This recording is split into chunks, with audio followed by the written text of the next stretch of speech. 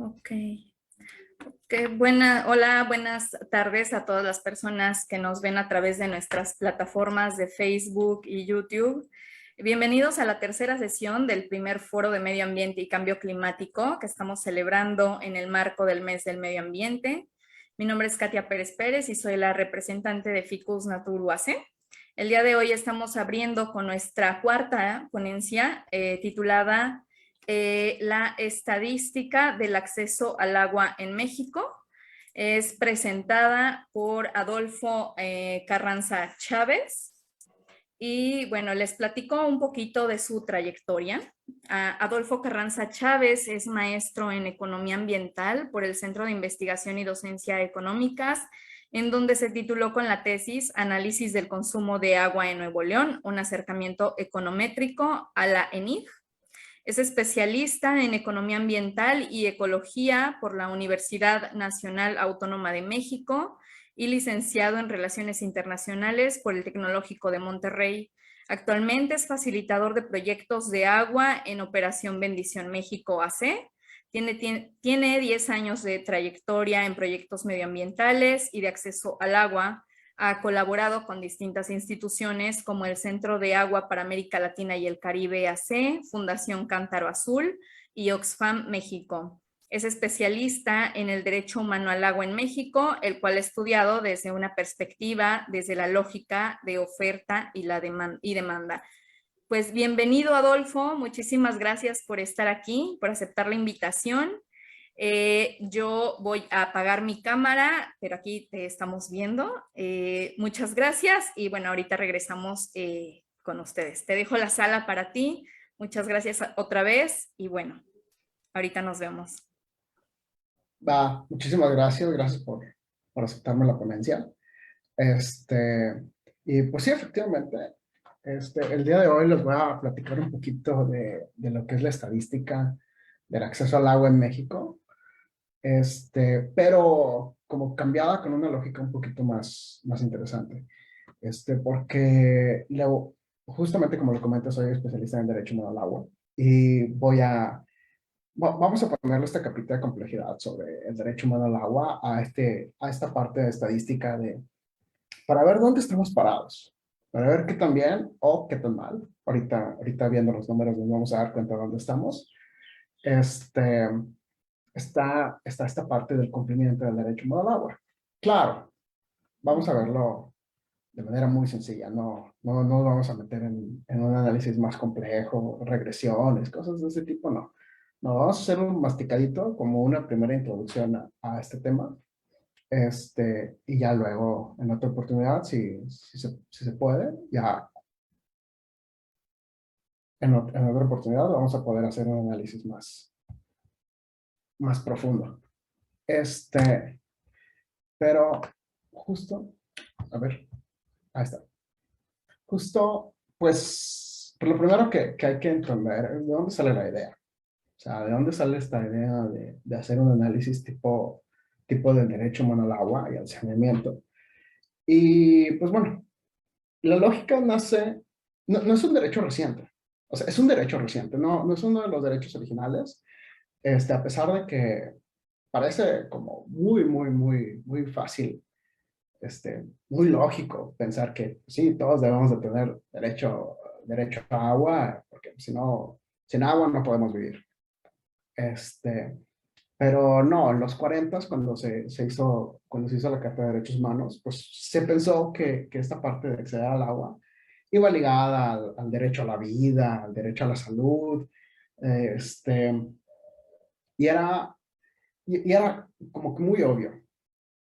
Primero, y no había mucho conflicto al respecto, porque primero no había tanta gente. Primero no éramos tantos los que estábamos, tanta gente en el planeta, y pues había más recursos disponibles.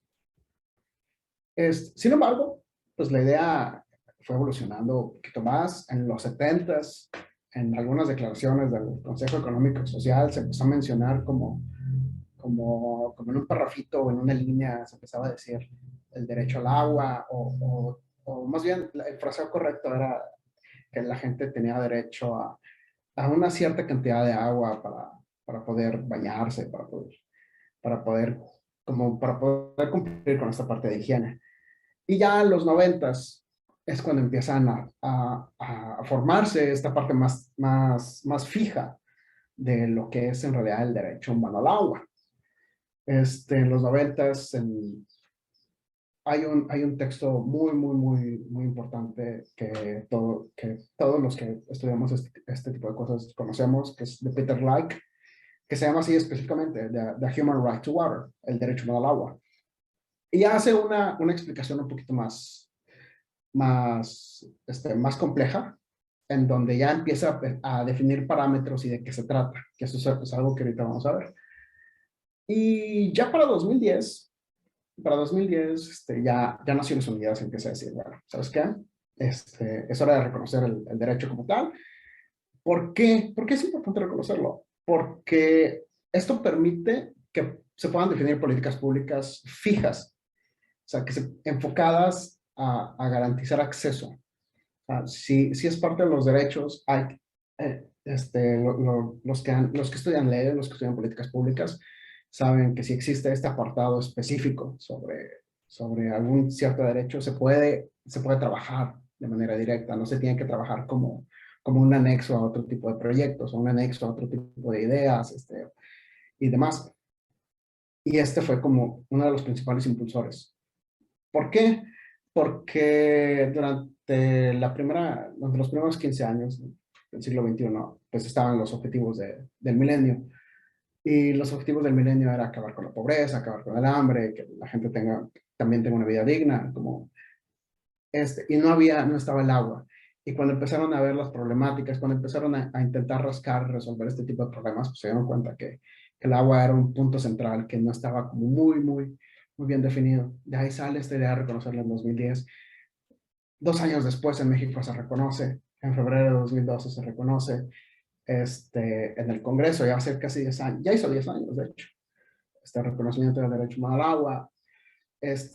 Y luego de ahí, justo ya con esta idea en la cabeza, pues sale en los Objetivos de Desarrollo Sostenible, se le dedica un objetivo específicamente, el objetivo número 6, que habla sobre el acceso al agua y al saneamiento. ¿Qué es el saneamiento? Bueno, el saneamiento es esta parte adicional de uno de los usos del agua, uno de los usos más importantes que tenemos del agua, que tiene más que ver con cómo deshacernos de nuestros desechos del baño, específicamente del baño, de manera higiénica, o sea, de manera que no represente un riesgo para nosotros. Y de ahí sale esta idea de incorporarle también esta parte de saneamiento al derecho humano al agua. Y bueno, ¿de qué se trata? Ya lo he mencionado bastante, pero ¿de qué se trata? Bueno, el derecho al agua se puede separar como en 4 cositas que se deben de cumplir, para que se pueda considerar como que sí hay pleno goce del derecho. Y la primera es acceso y disponibilidad. Más que nada tiene que ver con que existe el agua, y los recursos necesarios para poder llevar a cabo los servicios de higiene y saneamiento. Y la parte de acceso es pues que no sea difícil hacerse de ellos. O sea, que para acceder al agua no tenga que caminar 2 kilómetros al río más cercano y acarrearla con cubetas. O que yo pueda tener acceso a esto sin importar mi condición socioeconómica o sin importar criterios culturales, como para blindar a la gente de estas ideas de segregación también, que pues son una constante al día de hoy. O sea, todavía existen, todavía las podemos ver. Suficiencia, que el agua alcance. O sea, básicamente que el agua que yo tenga, o que cualquiera tenga, le alcance para poder, para poder bañarse, para poder limpiar la casa, para poder lavar la ropa, para poder, para, para lavar los trastes, para cocinar, para beber, para que me alcance de manera adecuada. O sea, no es desperdiciarlo, o sea, no estoy hablando de que tener metros y metros cúbicos de agua disponible para hacer lo que quiera, no, sino que sea razonable. O sea, que lo que ocupe para bañarme no tenga que hacerlo con 5 litros de agua. O sea, que no tenga que hacerlo con una microcubetita y racionarme, sino que sea bastante razonable. Que la calidad que no represente un riesgo. O sea, que el mismo líquido en sí mismo no represente un riesgo, que esté libre de riesgos biológicos, o sea, que no tenga bacterias, que no tenga bichitos viviendo en el agua, físicos, que sea transparente, que no sea turbia, que no tenga tierra disuelta, o cualquier otra cosa que me pueda hacer daño, o químicos, que no tenga metales pesados, o que no tenga algún otro elemento químico que le pueda hacer daño a la gente al momento de que la consume o de que la utiliza. Y asequibilidad, que sea asequible. O sea, el término asequibilidad tiene que ver con que los recursos que uno le destina a hacerse del agua y de los servicios de higiene y saneamiento, no representen que le estoy quitando recursos a otras cosas básicas. O sea, que, que por tener agua no quiere decir que voy a comer menos o que no voy a poder comprar mis medicamentos, o que no voy a poder ir a la escuela, porque justo una de las cosas que se vio al momento de pensar en el derecho humano al agua es que muchos niños y niñas no van a la escuela porque tienen que ayudar a cargar el agua en la casa. O sea, y es constantemente. Y se avientan 1 hora en cada viaje en una cubeta, y le dedican 5 o 6 horas a este tipo de cosas. Y eso hace que pues, no puedan ir a la escuela porque tienen que ayudar en la casa, porque si no lo hacen ellos, no hay nadie que lo haga. Son este tipo de detalles. Esta parte de asequibilidad es un poquito más abstracta, pero es necesaria. Este, Porque si no es posible verlo como de esta forma tan integral, este, pues la calidad de vida de la gente disminuye. O sea, no es adecuada. Uno no puede desarrollarse plenamente si no tiene todo esto en el agua o en los servicios de saneamiento.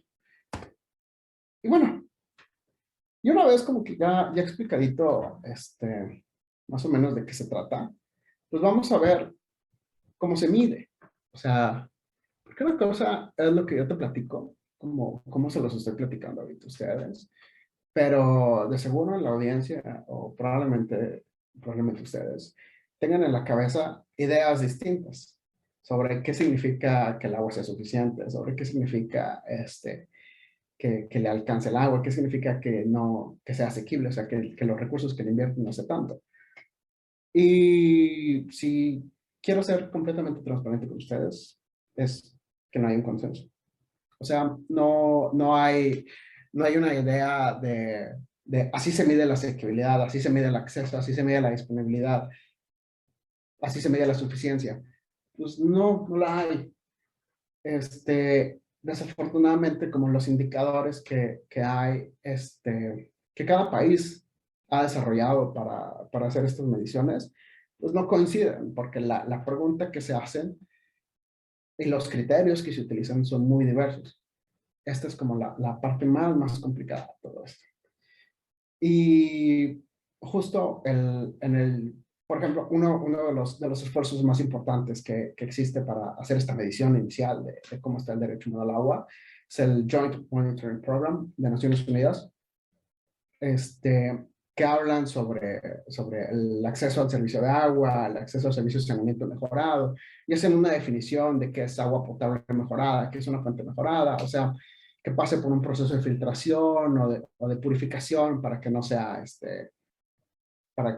dañina para la gente, y el saneamiento mejorado, que existan instalaciones, un gabinete donde la gente puede ir al baño y que el contacto con las heces sea al mínimo, pero otra vez, estos conceptos son muy abstractos. O sea, ¿qué es lo que significa, por ejemplo, contacto mínimo con las heces? Y uno pensaría hasta el bidet, O sea, donde el bidet nunca tienes contacto con tus heces con las manos. Otro pensaría que es con papel de baño. Otro pensaría como lo es la tecnología de los baños secos, que la gente manipula sus propias heces para que no representen un riesgo. Y, y es ahí donde los datos, donde esta manera de los datos, pues nos vemos medio complicados. Porque si bien es el mismo discurso, la información detrás de cada discurso puede ser muy distinta. Y esta parte tan distinta es lo que puede traer problemas en el entendimiento y en los esfuerzos que se debe de hacer para el cumplimiento de los derechos. Y en México también. O sea, en México también hay un esfuerzo para hacer esta medición de cierta forma. Y quizás el esfuerzo más importante que se hace, lo hace el Coneval, que mide a través del índice de rezago social. Una de las características del índice es que te da una serie de vulnerabilidades que la gente puede padecer. Y dentro de esta serie de vulnerabilidades están la vulnerabilidad de acceso a los servicios del hogar. Y ahí hay datos sobre si la gente tiene un excusado o no, si la gente tiene agua entubada dentro del hogar o no, si la gente está conectada a un drenaje o no, o si la gente tiene una lavadora, que también como parte de estas cosas de que lavar la ropa también no significa un esfuerzo todo el día, o sea, que no significa un día de trabajo. Pero estas mediciones van hacia, no tienen esta lógica del derecho al agua. Si bien son mediciones bastante acertadas, son mediciones muy, muy buenas, no hay esta lógica del derecho humano al agua detrás ni de cómo abordarla. Y eso es algo que es muy notorio. Nosotros cuando vemos información que se publica por Conagua, que ahorita vamos a ver de dónde salen los datos, vemos que, por ejemplo, 90 y tantos % del país tiene acceso al servicio de agua. Y bueno, eso, o sea, sí es cierto, pero no es cierto. Y ahorita vamos a ver este análisis un poquito más profundo. O que tienen acceso al baño. Bueno, sí, de que también 98, 97% tiene acceso al saneamiento. Pero, ¿qué es saneamiento? ¿Cuál es la definición que están usando? Y también, sí es cierto, pero más o menos. Y es justo la estadística que vamos a estar viendo ahorita. O sea, aquí es donde vamos a ver ya la carnita de los datos y nos vamos a dar cuenta de, oye, pues no, ¿me están mintiendo? No me están mintiendo. Pero me están contando toda la historia, tampoco me están contando toda la historia. Y bueno, ¿cómo lo voy a hacer? ¿Cómo lo voy a hacer como para contar esta historia más detallada? ¿De dónde voy a sacar info? Y yo no sabía, hasta hace unos 3 años más o menos, yo no sabía que toda esta información existía. O sea, yo no sabía que estaba como a disposición de quien sea para poder usarla y verla y manipularla y hacerle preguntas a la base de datos. Hasta que me topé justo con esto, con la ENIG, la Encuesta Nacional de Ingreso y Gasto en los Hogares. Y esta es una fuente súper, súper interesante porque es una encuesta que se hace cada 2 años. Ahorita lo que vamos a ver son datos de 2020. Se supone que este año también ya se está levantando la encuesta y como para finales de año o principios del año que sigue ya van a estar disponibles los datos de esta encuesta, de esta versión del 2022 para ver cómo estamos ahorita. Pero lo que vamos a ver ahorita son 2020, o sea, tampoco está tan lejos de nuestra realidad actual. Y lo que hacen es levantar un muestreo, o sea, en los datos hay 89,000 entradas. O sea, encuestaron a 89,000 hogares en todo el país. Y lo que nos da esta cantidad tan grande de encuestas son datos a nivel nacional y datos a nivel estado. O sea, con esta información yo puedo saber cómo está cada estado. Puedo hacerles preguntas de, bueno, ¿cómo está Chiapas? ¿Cómo está Oaxaca? ¿Cómo está Puebla? ¿Cómo está Quintana Roo? ¿O cómo está Nuevo León? Y demás. O sea, ya puedo hacer este análisis estadístico, ya lo puedo hacer con una certeza de que los datos que tengo no están mal. INEGI es muy, muy riguroso en ese tipo de cosas. Y sí es algo súper, súper interesante.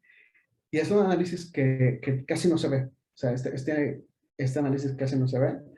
Y justo es por eso que me llamó tanto la atención hacerlo.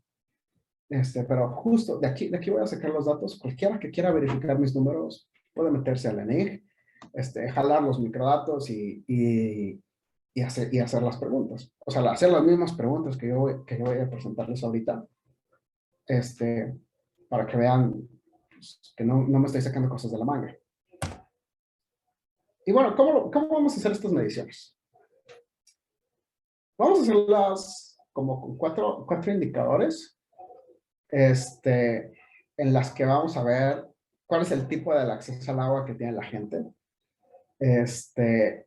O sea, si tienen acceso al agua dentro del hogar o dentro del terreno, pero fuera del hogar, o compran pipas o tienen captadores de agua de lluvia o acarrean del río y demás.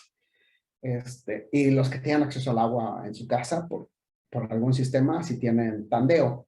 ¿Cómo que tandeo? Bueno, pues tandeo es si la tienen todos los días o si la tienen como solo algunos días, solo lunes y jueves, como por ejemplo aquí en Chiapas en mi casa yo tengo agua 3 días a la semana, lunes, miércoles y viernes, eso es tandeo. O un día a la semana, o a veces llega el agua, como pasa, por ejemplo, en muchos lados en Ciudad de México, por ejemplo, que llega una vez cada 2 semanas, cosas de ese tipo. Y el drenaje también vamos a ver cuál es el tipo de drenaje que tienen. Más bien el destino. O sea, si el drenaje que tiene el hogar termina en la red, o si termina en una fosa séptica, o si solo es un tubo que termina en una cueva, o en un lago, en un río, o en algún lado, o si no hay drenaje.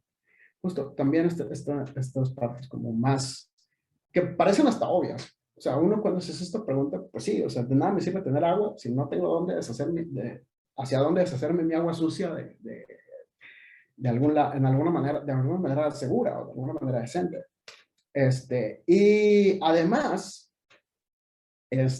pude hacerle como otra capa de complejidad, y preguntarle también a la base de datos. Bueno, ¿cuánta gente en los estados puede costearse el agua? Y si bien como economista no me gusta usar esta parte del 2% del ingreso o 3% del ingreso se destina al agua, por razones metodológicas, o sea, es quizás la medida de asequibilidad más aceptada. O sea, que le dediquen menos del 2% del ingreso del hogar, pues es como esta parte más aceptada para medir asequibilidad. Pero bueno, y es justo lo que justo lo que les voy a presentar. Y bueno, ¿cómo estamos en el acceso al agua a nivel nacional? Pues bueno, si yo le pregunto así a la base de datos, le pregunto, bueno, ¿cómo está el acceso al agua? Pues nos damos cuenta que más del 90% tiene acceso al agua entubada en su casa o por lo menos en el terreno. O sea, aquí vemos en la gráfica que tenemos 76.82% de los hogares con agua entubada dentro del hogar y 16.61% con dentro del terreno, pero fuera del hogar. O sea, que tienen una llave en su casa y la llave está en el patio, pero está dentro del terreno del hogar. O sea, no se sale de la propiedad. Y eso, pues coincide como con este número que conocemos de acceso al agua del 90 y tantos por ciento. Aquí la suma es del 93%, poquito arriba del 93%. Y el resto, 3.77 acarrean agua de una fuente natural, o 1.7 tiene agua de pipa, 0.61 acarrea agua de otra casa, o sea, de algún vecino van a jalarle agua con su cubeta, y ya en maneras muy, muy, muy, muy mínimas, el 0.35% de los hogares tienen captadores de agua de lluvia, o 0.14% de los hogares tiene un hidrante, acarrean agua de algún hidrante, o sea, como de alguna fuente común que existe, eso se da mucho en los pueblos. se da mucho, mucho en las zonas rurales, en muy, muy marginadas que tienen su fuente, tienen como un microsistemita de agua, y hay un lugar donde, dentro del pueblo, donde la gente va a carrear el agua, que es una llave de paso. Pero es para todos. O sea, ya no, porque justo no existe esta infraestructura para el acceso. Pero en términos sencillos, este dato inicial coincide con lo que conocemos. Pero ¿qué pasa si le agrego esta capa adicional bueno, ¿qué pasa si tengo agua todos los días? O sea, si le pregunto, bueno, ¿cuánta gente tiene agua todos los días? De esta gente que tiene agua entubada. Y bueno, de la gente que tiene agua entubada, los que tienen agua entubada dentro del hogar representan un 57.55% de la población. O sea, que tienen agua todos los días y que el agua está entre su casa. Y un 7.88% que tienen agua todos los días, pero el agua está en el terreno. Todos los demás tienen agua por tandeo, como se los había comentado. Y aquí es donde vamos viendo este número de acceso que se va empezando a comprimir. O sea, antes eran 93%, ahora si sumo estos dos que tienen agua todos los días, que está dentro del terreno, tengo un 65%. O sea, son 7.8 y 57.5 es 65.3, un piquito. Pues este número ya está empezando a comprimir. Y ahora vamos a agregarle esta parte adicional de estos que tienen agua todo el día, estos que tienen agua dentro de su casa y también tienen un drenaje. O sea, también tienen drenaje conectado a alguna red para deshacerse de eso. Ya lo que haga cada sistema de agua con el drenaje, bueno, eso ya es punto y aparte. Eso no lo puedo resolver aquí con esta base de datos, pero sí puedo saber si están conectados al drenaje. Y ahora, vemos que el número se sigue comprimiendo un poco más. Y ahora del total de la población, o sea, que tienen agua entubada dentro del hogar, que la tienen todos los días y que están conectados a un drenaje, representa el 51.5%. O sea, uno de cada dos hogares tiene esta condición que muchos consideraremos como mínima, que debe existir como lo mínimo en todos lados. Y todos los demás les falta el acceso al servicio de agua de alguna forma. Y es aquí donde el número, ya al separarlo, ya vemos una imagen que se parece más a la que conocemos, que se parece mucho más a este discurso que hemos encontrado en muchos lados de es que los datos de Conagua están mal. Pues no están mal, como les presenté al principio. Si la pregunta simplemente es, ¿tienes acceso al agua dentro de tu terreno? Pues sí, está bien. Pero si empiezo a agregarle estos criterios, pues ya me doy cuenta que toda esta información pues, me dice, pues no es cierto. O sea, 51, o sea, solamente la mitad de la gente tiene acceso al agua de esta manera mínima. Pero ahora agreguémosle la capa adicional. Bueno, justo esta parte. Pero también vemos, justo aquí vemos que este mismo dato no está distribuido igual en todos los estados. O sea, evidentemente hay diferencias entre cada estado, pero al momento de hacer este desglosado y preguntarle cómo están todos los estados, pues ya vemos que el número baja en lados donde uno se imaginaría. Guerrero, Oaxaca, Chiapas, Veracruz, Puebla, Tabasco, son los lugares que tienen menor acceso al servicio de agua dentro del hogar. Nuevo León, Jalisco, Aguascalientes, son lugares donde el servicio de agua pues, es mucho más eficiente. Quizás, y esto también tiene que ver mucho con la estructura de la población. Nuevo León, la gran parte de la población está centralizada en el área metropolitana de Monterrey. Igual en Jalisco, gran parte de la población está centralizada en el área metropolitana de Guadalajara. E igual en Aguascalientes, gran parte de la población está centralizada en el área metropolitana de la ciudad de Aguascalientes. Y en Oaxaca, en Chiapas, en Guerrero, en Veracruz, la población no está concentrada en un solo lado, está muy atomizada, hay muchos pueblitos, muchos municipios pequeños por todos lados. Y también vemos, y eso vemos que afecta en el acceso. Pero ahora vamos a preguntarle otra vez, ¿quiénes tienen acceso a agua todos los días? Y aquí es donde los números se desploman terriblemente en algunos lados. O sea, acá, en el peor de los casos, acaban en el 8% en Guerrero, por ejemplo. Que en Guerrero, no vas a preguntarle quién tiene agua en su casa todos los días, solo el 8% de la población. En Chiapas el 14%, Oaxaca el 17%, Baja California Sur en el 18%. Y esto, justo Guerrero, Chiapas, Oaxaca, justo esta parte nos habla de que, bueno, pues ahí hay agua. O sea, ahí hay bastante líquido disponible. Cualquiera se puede meter a las bases de Conagua y ver el mapa de disponibilidad de agua que está en la estadística de agua. Así se llama el documento de Conagua, estadísticas de agua en México. Y ve que la disponibilidad en Oaxaca, Chiapas, Guerrero, en el sur del país es inmensa.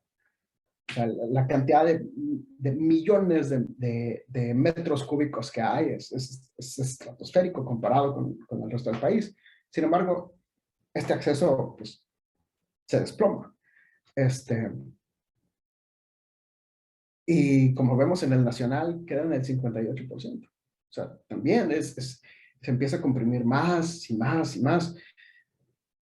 Y luego ya cuando le pregunto si tienen un drenaje decente, o sea, si están conectados a un drenaje en red, o sea, que no dependan de una fosa séptica o que no dependan de un, o que no lo avienten en alguna zona que tengan ahí disponible ellos, pues los números caen terriblemente. Y algo que me llamó mucho la atención es el caso de la península de Yucatán, porque vemos Yucatán y Campeche, que aquí caen al 4 y 6%.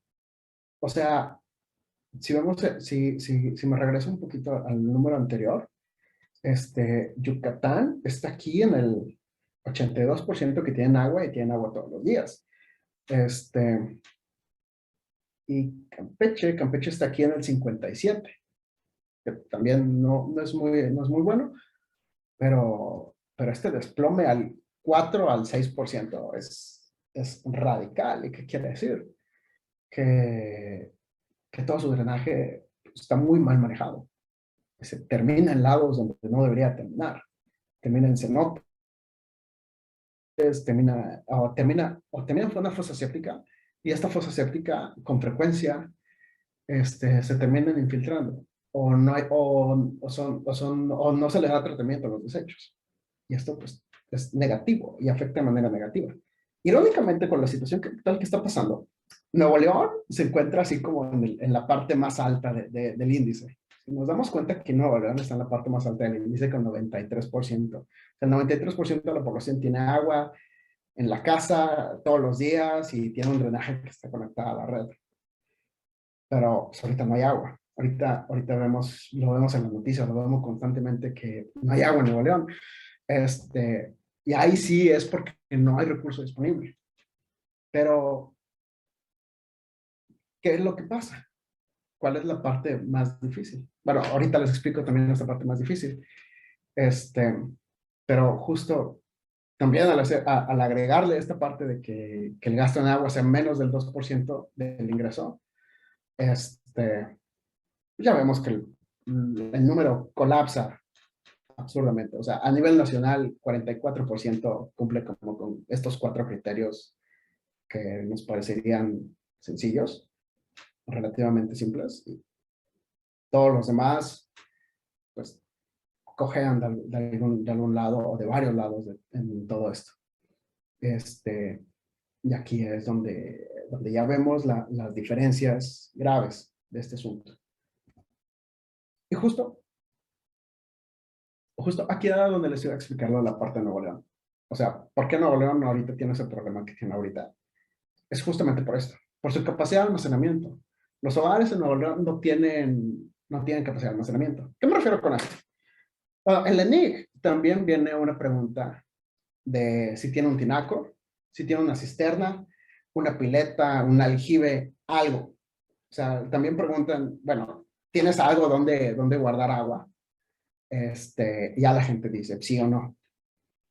Y en Nuevo León, solamente 1 de cada 5 hogares tiene algo donde guardar agua.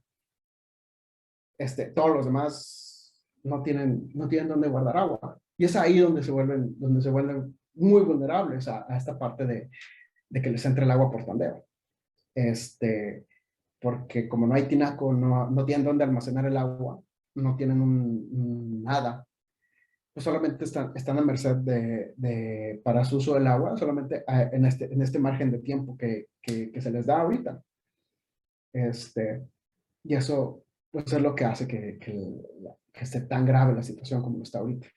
Sin embargo, si lo vemos como en otros lados, en Chiapas, por ejemplo, que vimos que el acceso al agua es muy limitado, que la mayoría de los hogares tienen tandeo, pues vemos que el 87% de los hogares tiene donde guardar agua. O sea, tienen un tinaco, tienen una cisterna donde almacenar el agua.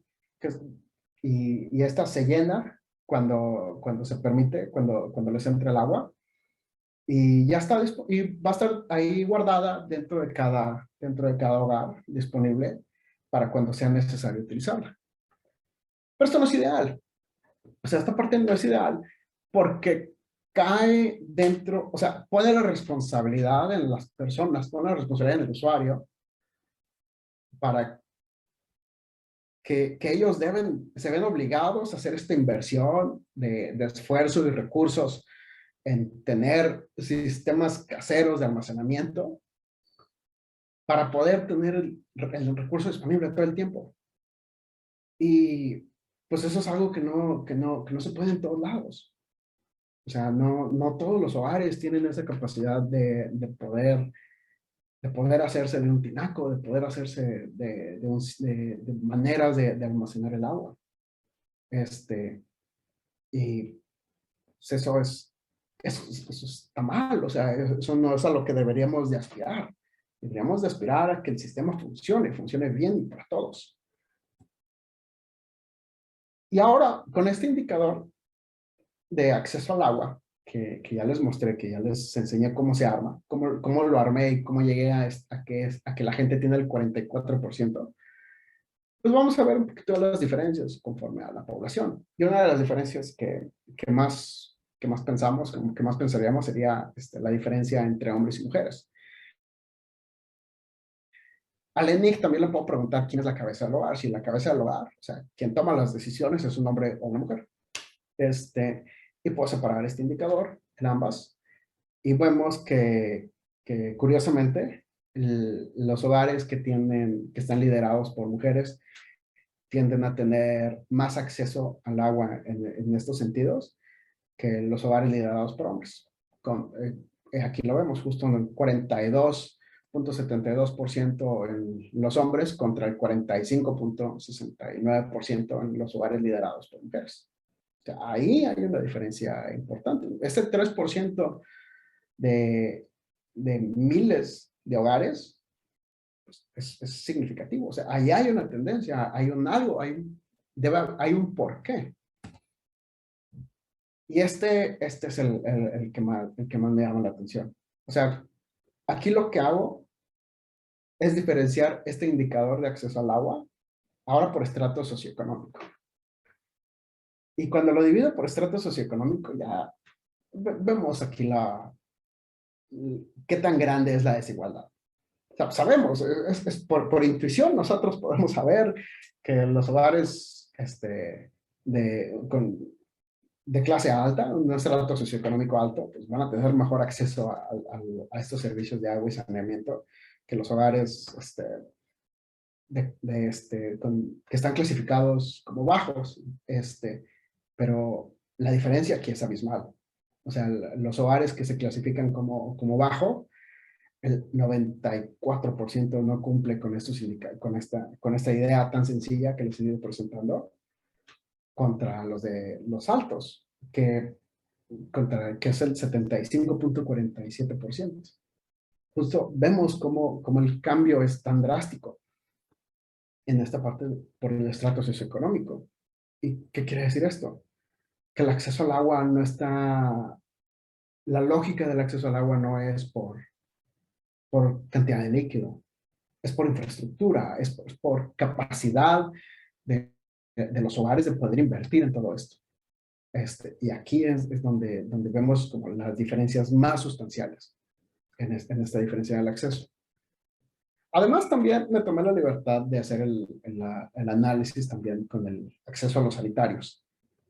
O sea, justo, y si dejo la pregunta en los hogares tienen sanitarios en la casa, pues la estadística, así, o sea, es la pregunta así de burda, también me va a decir, bueno, pues son el 99%. O sea, casi todos los hogares tienen un baño en su casa.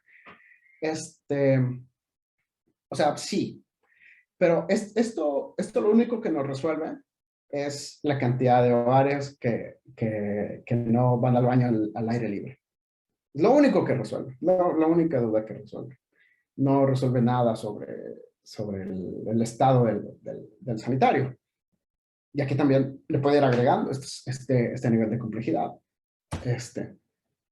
Y al preguntarle si el baño tiene descarga directa o no, ya vemos un número un poquito más realista. O sea, que el baño sea de descarga directa. Y habrá algunos que me vayan que duden de que el criterio de decir, bueno, solamente los baños con descarga directa son buenos, sino que también los baños secos funcionan. O sea, sí, no les voy a decir que no en eso, pero, pero hay algo que, que hay una parte del criterio muy importante, y es que al utilizar un baño seco, los baños secos hace que mucha de la responsabilidad, mucho del esfuerzo, caiga en el usuario. O sea, es responsabilidad del usuario usarlo bien, y es mucho trabajo. O sea, y un baño con descarga directa, simplemente vas al baño, bajas una palanca y te olvidas de tus desechos. Los baños secos no. Los baños secos tienes que ponerles un secante, tienes que pasarlos a una cámara de secado, tienes que monitorearlos constantemente. Y luego ya que ya la composta funciona, tienes que llevarlos a otro lado. Justo por eso en el análisis estadístico no lo pensé. No lo pensé como que también fuera un cumplimiento, porque implica muchos pasos, muchas cosas que los usuarios, que recaen en responsabilidad del usuario. Y aquí vemos esta parte de si tienen sanitario o no. Bueno, ya vemos un 71% a nivel nacional. O sea, ya es un número más realista. Ya es un número que a nosotros nos parecería más adecuado. Pero también vamos a agregarle esta parte de a dónde va el desecho, a dónde va el sanitario, a dónde va todo toda nuestra caca. Y si termina en un drenaje, y aquí el número es del 64%. O sea, 2 de cada 3 hogares sí cumplen con ese criterio. Una tercera parte de los hogares no lo hace. Y otra vez, aquí donde vemos las partes más golpeadas son Guerrero, Oaxaca, Chiapas, Campeche, Yucatán, justo en esta parte del drenaje, justo zonas más empobrecidas que conocemos, que son lugares más empobrecidos, que es donde tienen la mayor dificultad para poder acceder a este tipo de servicios. Y bueno, otra vez presentando estas diferencias en el indicador, en género, o sea, los hogares liderados por mujeres en el acceso al sanitario, acceso al sanitario que les he presentado, pues igual los hogares por mujeres tienen más acceso que los hogares liderados por hombres. Pero esta gráfica es la que también impacta, es la que más me impacta a mí. O sea, cómo como el acceso al saneamiento, que es esta parte de un baño que desemboque en algún lugar donde uno ya no se tenga que preocupar por sus desechos, es donde impacta más el estrato socioeconómico. O sea, vemos la línea de tendencia súper marcada. Los hogares clasificados como de bajo estrato económico, el 88, casi el 89% no cumple con esta idea. Contrario a los hogares a los hogares de alto estrato socioeconómico, que son del 96.7%. Y este 4% restante, este 3.93%, es porque en sus hogares, en donde ellos viven, no hay un servicio de drenaje. Solamente por eso. O sea, no es porque, es simplemente porque la opción de un drenaje no está disponible. Solamente por eso. No es por no es ninguna otra causa estructural. O sea, si le quito el drenaje, este número se convierte en un 100%. Pero quería mostrarlo de esta forma. Y bueno, ¿qué vamos a concluir de todo esto? Pues, al hacer este análisis más puntual, al hacer este análisis como un poquito más desmenuzadito de cómo, de cómo es de cómo es en realidad el acceso al agua en México, cómo es en realidad el acceso al servicio de saneamiento en México, pues nos damos cuenta que hay demasiado trabajo todavía que hacer. O sea, presentar números del 90 y tantos por ciento y decir que ya casi llegamos a la meta, pues es poco realista. Si bien, como lo vimos al principio, como les fui presentando los datos, si bien sí es cierto, pues son números que no nos están contando toda la historia que queremos saber, que no nos están contando toda la historia que nosotros intentamos resolver. O sea, y esto es crucial, porque esto es básico, estas son condiciones mínimas de salud pública. Tener un baño decente en el cual yo ya no me tenga que preocupar por mis desechos, es básico. Tener agua suficiente para bañarme, para cumplir con mis hábitos de higiene y para poder tomar y para poder cocinar, también es básico. O sea, es como el mínimo indispensable que todos deberíamos aspirar. Y vemos que no es una realidad cercana.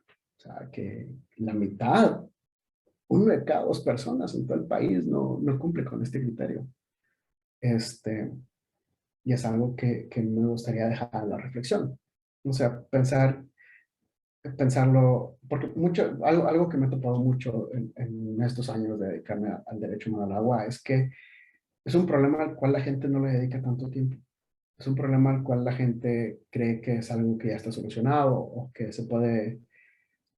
ya están las últimas.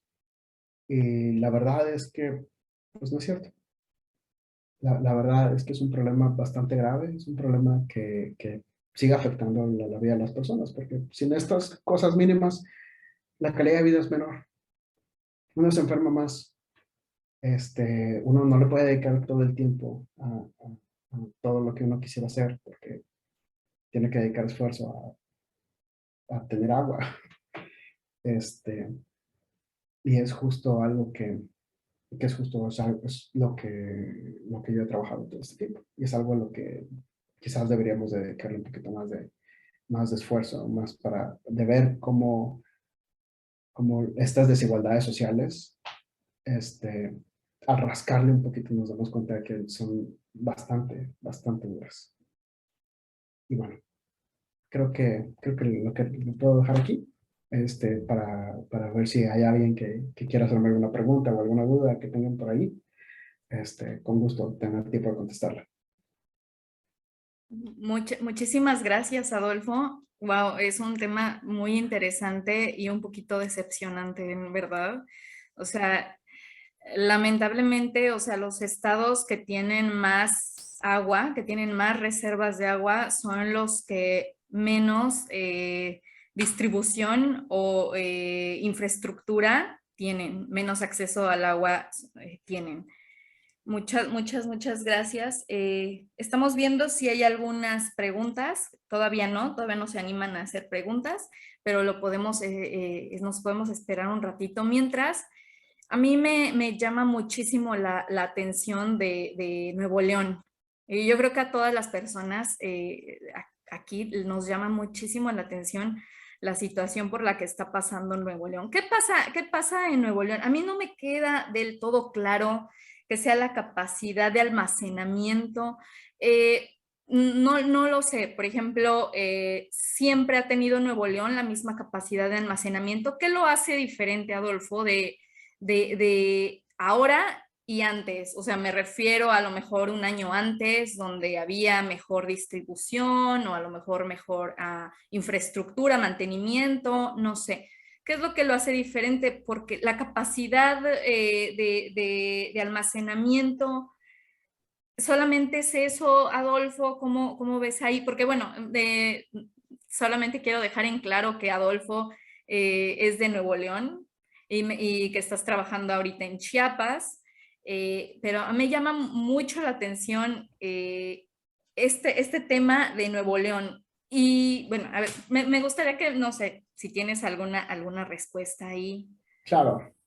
Mira, lo que pasa es algo muy, muy sencillo. El problema es que el servicio de agua en Nuevo León es bastante bueno. O sea, es bastante... la compañía de agua, que se llama Agua y Drenaje, así literalmente se llama Agua y Drenaje, es tiene muy buen alcance y tiene muy buena infraestructura. Y como vimos en los datos, pues, la cobertura de que tienen agua todos los días dentro del hogar está en el 90 y tantos por ciento. ¿Y qué es lo que hace esto? Bueno, hace que la gente pues, se acostumbre. Tú en tu casa te acostumbras a tener agua todos los días y pensar en tener un tinaco, en tener un aljibe, una cisterna, pues se te hace una inversión innecesaria porque pues, hay agua todos los días. O sea, a veces los días que llega a faltar, vas con el vecino, le robas unas cubetas y ya. Claro. Pero lo que pasa es que el sistema de distribución depende de las presas. O sea, todo el sistema de distribución, toda la oferta de agua que hay en el estado para el sistema es de todas las presas que hay.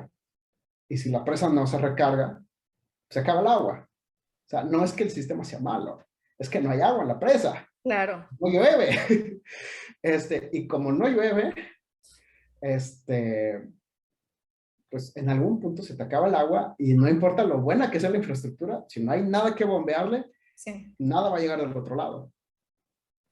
Y como la gente está acostumbrada a que el agua llegue todos los días, no tiene este mecanismo para responder al agua. O sea, no tiene este mecanismo como en las zonas donde hay tandeo, que tienen un tinaco, que tienen un algo donde guardar su agua y ya nomás le prenden a la bomba o le abren al tinaco y tienen agua en su casa. O sea, es esta parte. Solamente uno de cada cinco hogares tiene acceso a estas cosas. El otro 80% solamente depende del agua que le llega al tubo. Y pues como no hay agua llegándoles del tubo, pues, es la crisis que estamos viendo ahorita. Y ya era una crisis que se venía cuajando. O sea, ya tenía rato. Hace 2 años habían anunciado que ya iba a haber cortes, justamente porque no había agua en la presa. 3 días después llueve. 3 días después llueve, justo en verano, por algún huracán que pasó por ahí. Se recargó la presa y ya no hubo cortes. Pero justo esta parte es solamente eso. Literalmente no hay agua en el estado. Literalmente las presas que alimentan el sistema se quedaron sin agua.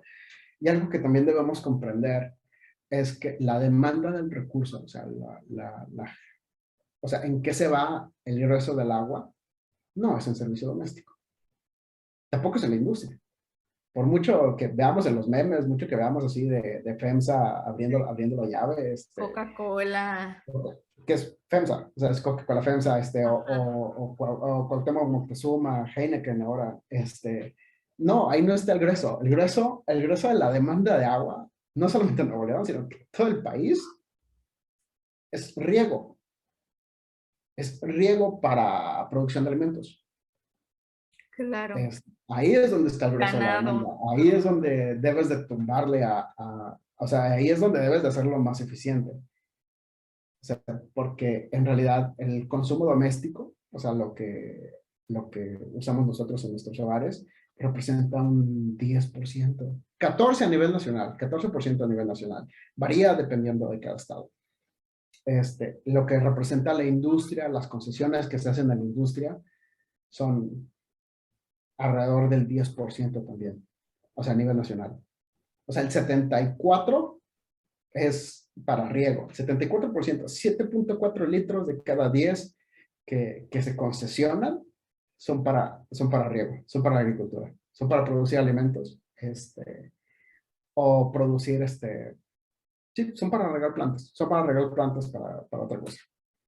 Ahí es donde está el grueso. O sea, no importa si todo el mundo nos vayamos en 5 minutos. O sea, porque a la demanda doméstica le vamos a tumbar el 1% del total. O sea, Claro. y sí, pero si le tumbamos el 1% a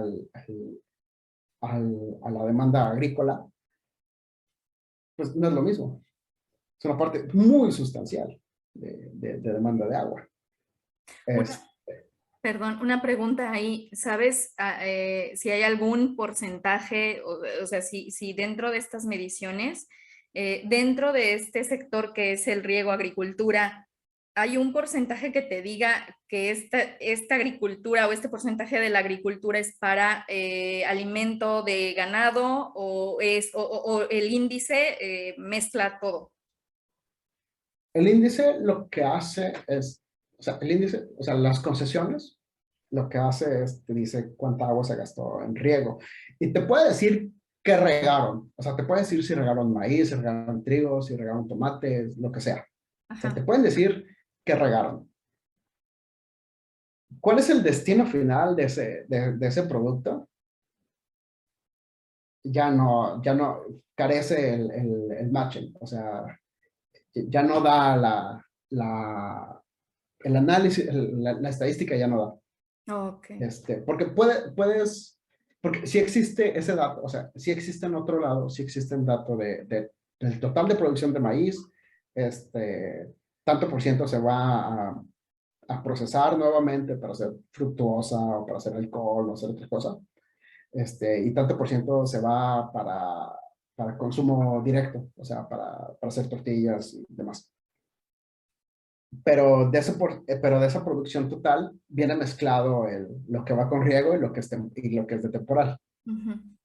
Ok, Ahí perfecto. hay que hacer ese análisis más complejo, que es mucho más difícil, porque hay que ir uno por uno por uno y a veces los datos están configurados de manera que no cuadran unos con los otros, porque los datos que maneja con agua pues, los maneja con agua, con la idea y la configuración que con agua dice, pero los que maneja Zagarpa, o creo que se sigue llamando Zagarpa, ya no sé, este, los maneja con otra configuración y con otra lógica porque responden a preguntas distintas. Y hacer ahí que empaten, ahí se vuelve medio complicado. Ahí es donde se vuelve difícil. O sea, por eso es medio difuso decir cuánto de todo lo que se va para riego es para alimentar ganado, todo lo que se va para riego es para exportación, Sí, también. o cuánto todo lo que se va para riego es para consumo nacional. Ahí ya es donde está lo grueso de lo difícil del Sí, análisis. ese sería como otro tema para presentar, ¿no? O sea, es como súper interesante. Ah, no, eso es un tema, eso es una tesis de doctorado. O sea el que sea que lo haga, le va a llevar unos 4 o 5 años hacer esos datos. Claro. Este, sí, porque es súper complicado. Alguna vez lo intenté y fracasé miserablemente. Oye, una pregunta ahí, entonces, esta falta de lluvia se puede decir que es una relación de esta escasez de agua en México y el cambio climático. ¿Qué opinas ahí sobre población? O sea, es lo que sí, hay mucha gente que me comentaba de esto es el cambio climático, la deforestación, la sobrepoblación. No olvidemos que Nuevo León es de los estados más, más poblados del país. Ah, Qué pasa ahí en Nuevo León? O sea, entonces sí es un tema de cambio climático. es un tema de cambio climático, sí, definitivamente. O sea, cambian los patrones de lluvia, y te dan la torre. Pero eso sucede en todos lados. Y no, y pensarlo en una relación así lineal de Nuevo León contamina mucho y por eso Nuevo León se queda sin agua. Es absurdo. Este, cualquiera que estudie cambio climático se da cuenta que los efectos que hacen en un solo lado se trasladan a otro lado, que nada que ver. Este, es una condición global. O sea, no se puede analizar en un microsistemita, ni siquiera a nivel México.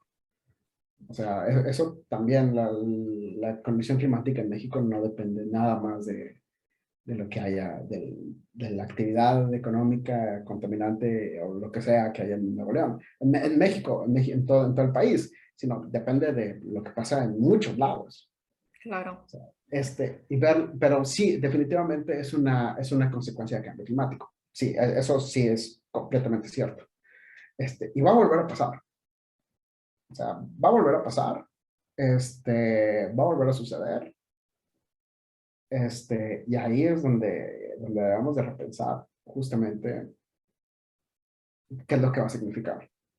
O sea, cuál va a ser la consecuencia de que esto vuelva a pasar. Y no solamente va a volver a pasar en Nuevo León, va a pasar en Ciudad de México, va a Ujú. pasar en Guadalajara, va a pasar en estos centros urbanos grandes del país. ¿Por qué? Porque son los que dependen más de estos sistemas de distribución y son los que dependen más del agua que hay en las presas alrededor. Pero son fenómenos muy locales. Algo que debemos de comprender es que el agua es un recurso muy local. O sea, no... Yo discrepo mucho de la gente que dice que va a haber guerras por el agua en Brasil o que va a haber guerras por el agua en otro lado, o del Nilo y demás. O que van a exportar tanques y tanques de agua. Ujú. Uno, porque el valor del líquido es ínfimo. O sea, no es como el petróleo. La mecánica de mercado del agua es sustancialmente distinta al del petróleo. Muchos que hacen esa comparativa que el agua va a ser el nuevo petróleo, no es cierto. O sea, como análisis de mercado, te puedo decir que no es cierto. Ujú. Este, pero es muy fácil hacer esa comparación.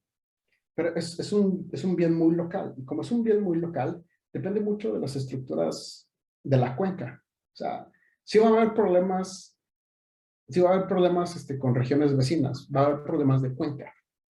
O sea, de cómo está distribuida el agua alrededor de todo, geográficamente, como naturalmente está distribuida el agua. Pero no va a haber, o sea, este problema de vamos a exportar agua a otro lado, o de vamos a importar agua de otro lado, primero requiere una infraestructura del tamaño del mundo. O sea, requiere una inversión así absurda, una cantidad de dinero que no te puedes imaginar. Y dos, si ya estoy invirtiendo una cantidad de dinero de este tamaño en jalar agua de otro lado, ¿por qué no invertir esta misma cantidad de dinero en algo que me haga consumir menos agua? Ujú. O sea, lo cual resolvería el problema en largo plazo, lo cual es la lógica para resolver los problemas de largo plazo. O sea, por eso a mí no coincido con la gente que habla de estos temas así. Este, o sea, al rascarle otra vez, al rascarle un poquito más a la lógica, no hace sentido. Sí, claro. Entonces, la posibilidad de que otros estados repitan esta experiencia que está teniendo Nuevo León es muy alta. Sí, más en el norte. En el norte, más, sí, claro. más en el norte del país, Sonora, Sinaloa, Chihuahua, que son zonas donde altamente agrícolas, pero que dependen, más del 90% de la agricultura depende de riego. O sea, ahí es donde les va a empezar a pegar. Si no es que, bueno, yo sé, de manera anecdótica, o sea, no tengo los datos en mano, pero de manera anecdótica yo sé que en Sinaloa ya está sucediendo.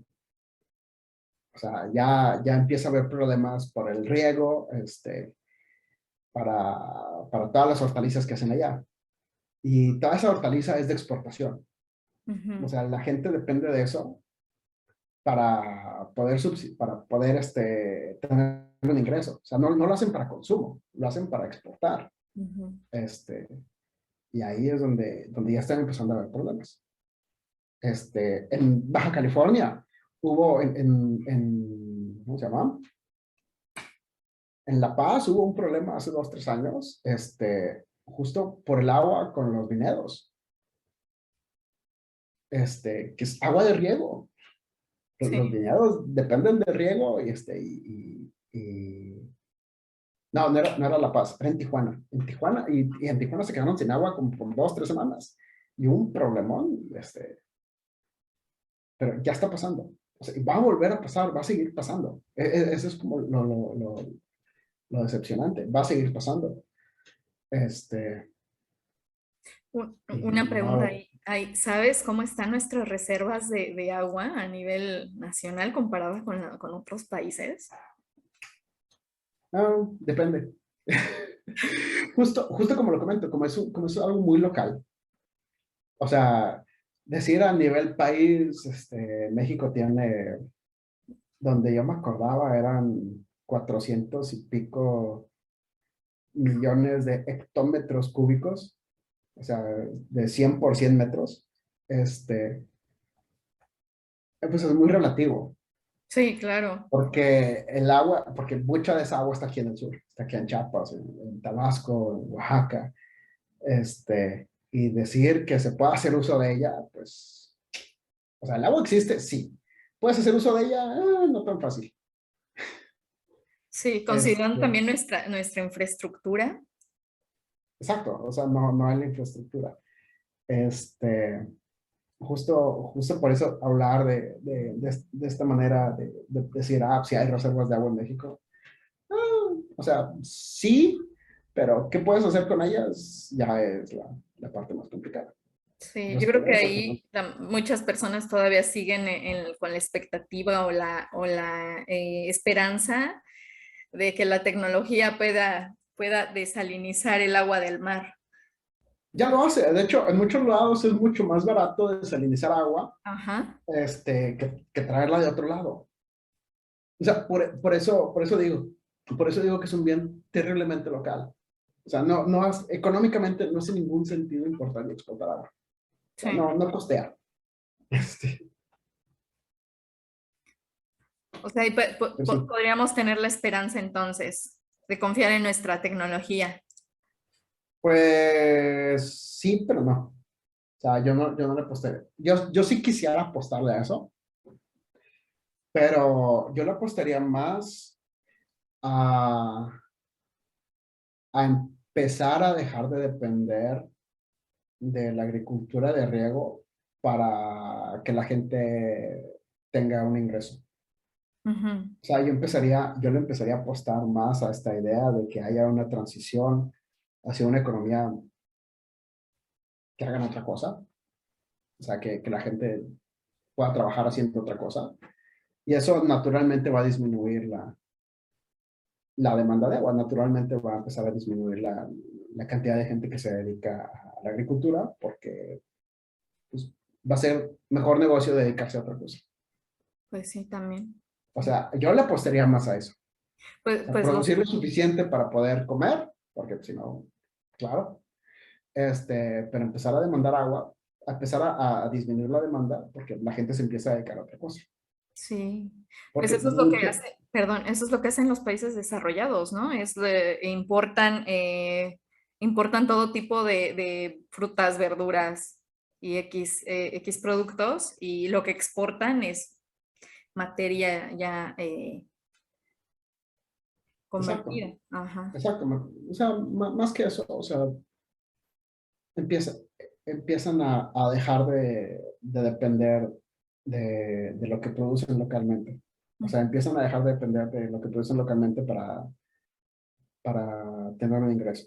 O sea, hacer esa transición del ingreso creo que sería como la parte más importante. Dejar de apostarle al campo, lo Ujú. cual es bastante irónico siendo México.